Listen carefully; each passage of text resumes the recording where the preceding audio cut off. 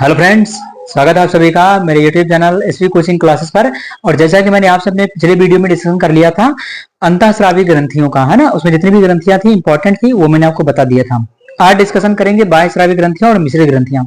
ठीक है, तो बाह्यस्रावी ग्रंथियों में सबसे बड़ी जो आपकी ग्रंथि होती है वो आपकी कौन सी है? यकृत यानी लीवर, जिगर, जिसको जिगर कहते हैं, लीवर कहते हैं, कलेजा कहते हैं, है ना। तो जिगरा कहते हैं, जिगरा, वो तो लोग जिगरा भी कह देते हैं। तो जिगरा कहिए, जिगर कहिए, यकृत कहिए, लीवर कहिए, है ना। तो यही है। तो ये क्या है? अब देखिए लीवर, है ना। तो डायग्राम आपके सामने आ गया स्क्रीन पर, इसको देख लीजिए। लीवर देखा होगा लीवर आपने, है ना, अन्य जगह भी बुक में बना हुआ देखा होगा डायग्राम इसको। तो ये लीवर का डायग्राम है, इसमें बहुत सारे नेमिंग आपको दिखाई गई हैं। तो नेमिंग के विषय में तो ज्यादा हमको डिटेल में नहीं पढ़ना होता है, थोड़ा बहुत जानकारी लेना है इसके विषय में। ठीक है, तो ये लीवर है। आगे देखिएगा अब इसके विषय में क्या लिखा है। तो देखिए यकृत है, ये लिखा है यकृत सबसे बड़ी पाचक ग्रंथि है। सबसे बड़ी पाचक ग्रंथि है, बिल्कुल सही है। जो पित्त रस बनाती है, पित्त रस बनाता है ये, है ना। पित्त रस क्यों बनाता है? वसा की पाचन के लिए। ठीक है। हाँ, यह आगे लिखा हुआ कि पित्त रस सामान्य पित्त वाहिनी द्वारा गृहिणी में पहुंचता है। मैंने डाइजेशन में आपको बताया था, गृहिणी में पहुंचाता है पित्त रस, बाइल जूस। गाल ब्लैडर में एकत्रित होता है ना। गाल ब्लैडर में एकत्रित होता है पित्तरस, और वहीं से कहां जाता है? गृहिणी के अंदर। ठीक है, उसी गल ब्लैडर में जब ये स्टोर हो जाता है तो धीरे धीरे, जब जाता नहीं है, बहुत कम जाता है या रुक जाता है, वहां पर स्टोर होने लगता है, तो पथरी बन जाती है गल ब्लैडर में, है ना। तो पथरी बनने का यही रीजन हो जाता है। ठीक है, तो पित्तरस हो गया। तो आगे लिखिए क्या लिखा है कि पित्तरस पीला हरा रंगीन क्षारी द्रव होता है, जिसमें कोई भी एंजाइम नहीं होता। पित्तरस के अंदर कोई एंजाइम नहीं पाया जाता है। ठीक है, तो इसके विषय में ये बता दिया जाता है कि इसका ये काम है कि ये वसा के पाचन के लिए जो आपका पित्त रस होता है, बाइल जूस, उसका श्रवण करता है। ठीक है, तो ये बात हो जाती। बाकी आप जानते ही हैं सब, है ना, कि ये वसा को जल में घुलनशील बता ही दिया है आपको। और भी ये कुछ काम करता है महत्वपूर्ण, जैसे ग्लूकोज को ग्लाइकोजन के रूप में स्टोर करके रख लेता है ना। तो ये भी संचित करने का काम कौन करता है? ये आपका लीवर कर लेता है ना। तो ये हो जाता है लीवर के विषय में एक छोटी सी सामान्य जानकारी, है ना। उसके बाद देखिए लिखा हुआ है यहाँ पर कि क्या है लीवर के कार्य। तो कार्य में भी बहुत सारे कार्य करता है लीवर, है ना। देखिए क्या बताया गया है। तो नंबर फर्स्ट लिखा है, यह गृहिणी में अल्प पचित भोजन का मध्यम क्षारी बनाता है। तो अल्प पचित जो भोजन, देखिए पेट में एसिड निकलता है, HCl, हाइड्रोक्लोरिक एसिड, है ना। तो एसिड वहां से आता है, क्षार इससे निकलता है। तो एसिड और क्षार मिलकर के क्या करते? उदासीन। तो भोजन जब लास्ट में निकलता तो उदासीन। ठीक है, तो ये क्षारी बनाता है, जिसकी आवश्यकता अग्नाशयी एंजाइम की क्रिया के लिए होती है। ठीक है, तो अग्नाशयी एंजाइम, जो अग्नाशय से एंजाइम निकलते हैं पैंक्रियाज से, है ना, उनकी क्रिया आसान हो सके इसलिए ये निकलता है। उसके बाद सेकंड लिखा हुआ है, यह काइम के अम्लीय पीएच को उदासीन करता है। बता ही दिया है पीएच मान को उदासीन करेगा भाई। ये क्षार है, वो एसिड निकलता उधर से, तो अम्ल क्षार मिलकर क्या करेगा? उदासीन करेगा।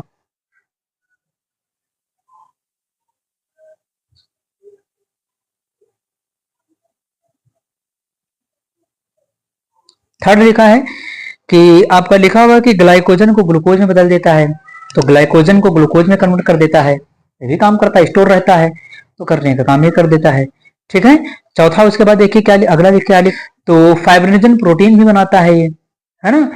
तो उसको बनाता है क्योंकि उसके द्वारा क्या होता है? रक्त का थक्का बनता है ना। चोट वोट लग जाती है तो ब्लड निकलना बंद हो जाता है, तो रक्त का थक्का बन जाता है उसके अंदर। ठीक है, तो ब्लड निकलना बंद हो जाएगा। उसके बाद अगला भी लिखा हुआ कि हिपैरिन, तो हिपैरिन का श्रवण भी करता है लीवर। हिपैरिन का श्रवण क्यों होता है? तो शरीर के अंदर भाई ब्लड क्या पूरे शरीर में बहता रहे, कहीं जमे ना, शरीर के अंदर ना रक्त जमने पाए। ये भी तो हो सकता है कि बॉडी के अंदर भी तो खून जम सकता है, होता कि नहीं होता? तो ये भी जम सकता, तो ये जमने ना पाए, इसके लिए हिपैरिन का श्रवण भी करता है। तो हिपैरिन भी निकालता है यकृत। ठीक है, जिसके द्वारा शरीर के अंदर कहीं पर ब्लड क्लॉट ना होने पाए, जमने ना पाए, इकट्ठा होने ना पाए, आराम से फ्लो करता रहे। ठीक है, तो वसा के पायसीकरण के लिए ये क्या हो जाता है? उत्तरदायी हो जाता है ना। तो ये आपकी ग्रंथि हो जाती है लीवर, है ना। इसके बारे में लिखा है, इसके कार्य लिखे हैं, आप इसका स्क्रीनशॉट ले लीजिए। फिर उसके बाद इसके जो अन्य जो ग्रंथि है, एक आपका और मैं डिस्कशन आपसे कर लूंगा इसमें। तो मैंने कोई लाल ग्रंथि है ना, थोड़ा बहुत उसके बारे में बता देता हूँ आपको। एक बात और बता देता हूँ, कभी कभी देखते हैं जब किसी व्यक्ति का लीवर ठीक से काम नहीं करता है ना, जब लीवर जो आपका होता है, जो यकृत होता है, ठीक तरीके से कार्य नहीं करता है, तो व्यक्ति के मुंह से क्या होती है? थोड़ा सा बदबू आती है। तो जिस व्यक्ति के मुंह से थोड़ा सा बदबू आती है, इसका मतलब क्या है कि वहां पर उस व्यक्ति का जो लीवर है वो प्रॉपर फंक्शन नहीं कर रहा है, लीवर ठीक से काम नहीं करता है, जिसकी वजह से क्या होता है कि अमोनिया गैस मुंह से बाहर निकलती है। है ना। इसलिए क्या होती है कि मुंह से बदबू आती है। तो जब लीवर ठीक से कार्य नहीं करता है तो मुंह से बदबू की प्रॉब्लम चालू हो जाती है। ठीक है, तो आप इसका स्क्रीनशॉट ले लीजिए, फिर इसके आगे को डिस्कशन में आपसे करता हूं। तो चलिए अब उसके बाद डिस्कशन कर लेते हैं, यहाँ पर डिस्कशन कर लेते हैं फिर अगली जो लास्ट है आपकी मिश्रित ग्रंथि, है ना, अग्नाशय। देखिए बाह्य स्रावी मैंने बता दिया जो एंजाइम निकालती है, इसमें यकृत का डिस्कशन कर लिया जो इंपॉर्टेंट था। उसके बाद लास्ट ग्रंथि आपकी मिश्रित ग्रंथि आती है, ये हार्मोन और एंजाइम दोनों का सेक्रेशन करती है। इसका नाम क्या है? अग्नाशय। ये देखिए लिखा हुआ है? अग्नाशय है, पैंक्रियाज है। ठीक है, तो अब देखिए अग्नाशय में लिखा हुआ है मिश्रित ग्रंथि, तो हार्मोन एंजाइम दोनों निकालेगी। देखिए इसके विषय में थ्योरी में क्या लिखा है, स्क्रीन पर जो आई है, कहा गया कि अग्नाशय एक महत्वपूर्ण पाचक ग्रंथि है, यह गृहिणी के पास स्थित होती है तथा अग्नाशयी रस का श्रवण करती है। अग्नाशयी रस निकलता है यहाँ से, है पैंक्रियाटिक जूस, अग्नाशयी रस निकलता है यहाँ से, श्रवण करती है, जो गृहिणी तक सामान्य पित्त वाहिनी द्वारा पहुंचता है। अग्नाशय के एंजाइम क्षारीय माध्यम में कार्य करते हैं। तो अग्नाशय से पेप्सिन, लेनिन, बहुत सारे एंजाइम मैंने आपको बताए थे, तो यहाँ से सब एंजाइम निकलते हैं जो काम करते हैं। तो अग्नाशय में वो सब एंजाइम निकलते हैं। अब अग्नाशय से हार्मोन कौन कौन से निकलते हैं वो यहाँ पर बना हुआ है, तो अब इसका स्क्रीनशॉट ले लीजिए चाहे, है ना, ये थ्योरी आपकी जो लिखी है। तो आपने इसका स्क्रीनशॉट ले लिया होगा। अब देखिए अग्नाशय से निकलने वाली इसमें 3 प्रकार की कोशिकाएं होती है अग्नाशय के अंदर। कौन कौन सी? अल्फा, बीटा और गामा।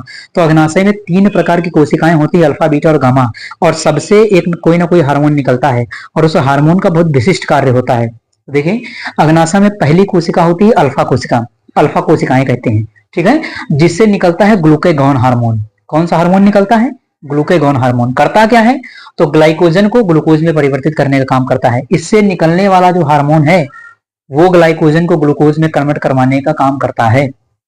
ठीक है, ये ध्यान रखना, ग्लाइकोजन स्टोर कहां होता है? लीवर में। ठीक है, ये हार्मोन जाता है तब जाकर के ग्लाइकोजन को ग्लूकोज में कन्वर्ट करता है। तो अग्नाशय की अल्फा कोशिका से निकलने वाला है। ठीक है, उसके बाद लिखा हुआ सेकंड नंबर बीटा कोशिकाएं। बीटा कोशिकाओं से निकलता है इंसुलिन हार्मोन, शुगर वाली बीमारी। तो शुगर वाली बीमारी को कंट्रोल करने वाला, शरीर में शुगर को नियंत्रित करने वाला, है ना, कौन है? Insulin hormone. कहां से निकलता है? तो अग्नाशय की बीटा कोशिकाओं से इंसुलिन हार्मोन निकलता है, जो काम क्या करता है? ग्लूकोज को ग्लाइकोजन में कन्वर्ट कर देता है ना। ज्यादा मां मीठे के ऊपर मीठा खा रहे हैं, ज्यादा खाए जा रहे हैं, तो शरीर में ग्लूकोज की मात्रा ज्यादा होगी। उस ग्लूकोज को ग्लाइकोजन में कन्वर्ट करने का काम कौन करता है? यही इंसुलिन हार्मोन। और यही हार्मोन जब ये कोशिकाएं खराब हो जाती है तो ये हार्मोन निकलना बंद हो जाता है, और निकलना बंद हो जाता है तब फिर दिक्कत चालू हो जाती है, मधुमेह रोग, डायबिटीज हो जाती है। हार्मोन निकलना बंद तो शरीर में शुगर की मात्रा को नियंत्रित करने वाला जब हार्मोन ही खत्म हो जाएगा तो ऑटोमेटिक शुगर बढ़ने लगेगी शरीर में, तो व्यक्ति क्या होता है? मधुमेह रोग का शिकार हो जाता है, डायबिटीज। फिर आपको आर्टिफिशियल दवाएं या इंजेक्शन के माध्यम से शरीर में ग्लूकोज की मात्रा को नियंत्रित करना पड़ता है। तो फिर लाइफ टाइम के लिए दवाई आपकी चलती रहती है। ठीक, उसके बाद थर्ड नंबर है गामा कोशिकाएं। गामा कोशिकाओं से निकलता सोमैटोस्टेटिन हार्मोन। क्या करता है? भोजन का स्वांगीकरण, एसिमिलेशन करता है ना। खाना वाना पचने के बाद शरीर में लगने का जो काम है, स्वांगीकरण, एसिमिलेट करने का काम कौन करता है? तो सोमैटोस्टेटिन हार्मोन। कहां से निकलता है? अग्नाशय की गामा कोशिकाओं से। ठीक है, तो इस प्रकार से ये हो जाती हैं आपकी बाह्य स्रावी ग्रंथियां और आपकी मिश्रित ग्रंथि। जो अग्नाशय है हार्मोन एंजाइम दोनों को निकालने का काम करती है। एंजाइम मैंने आपको डाइजेशन में पढ़ा दिया, पेप्सिन, रेनिन वगैरह जो निकलते हैं, है ना, भोजन का पाचन करते थे। हार्मोन यहां पर मैंने आपको बता दिया है, तो अगर आता है तो आप इन लोगों के विषय में लिख सकते हैं। ठीक है, तो ये रहा आज का आपका टॉपिक। तो उम्मीद करता हूं कि आज जो मैंने आपको पढ़ाया है वो समझ में आया हुआ होगा। और अगर चैनल पर नए हैं तो चैनल को सब्सक्राइब करिए, वीडियो को लाइक करिए और शेयर करते रहिए। तो चलिए फिर पढ़ाई करते रहिए, मिलते हैं अपने नेक्स्ट लेक्चर में। Thanks for watching this video.